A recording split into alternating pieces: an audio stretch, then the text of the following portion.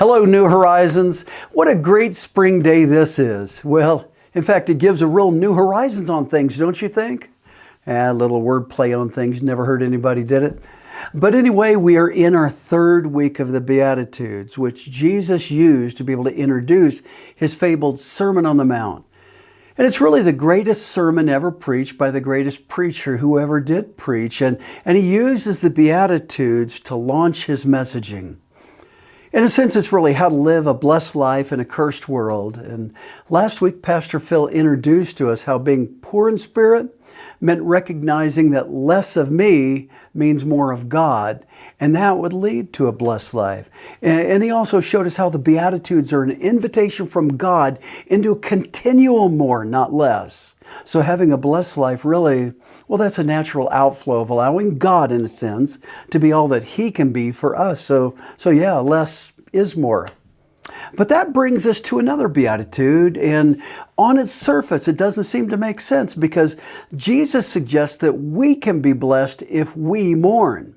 What? I don't like mourning any losses. I don't like mourning my finances, my family, my friends. I don't like mourning. It's too sad to call blessed, isn't it? But if you look carefully, the second beatitude is the natural outcome of the first beatitude. And we define mourning as an internal anguish associated with pain, but biblical mourning is defined by the Apostle Paul in 2 Corinthians 7:8 as being godly sorrow that leads to repentance. We might say it this way: blessed are those who have sorrow that leads to repentance, because God himself will comfort them. Not bad. Hey, worldly sorrow could come from negative repercussions of making bad decisions, or maybe going to jail, or maybe even the loss of a loved one. But godly sorrow is the understanding that I just broke the heart of God.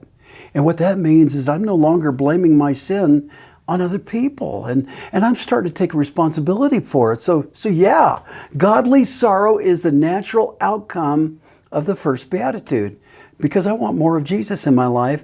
I want less of the world, less of me, in fact.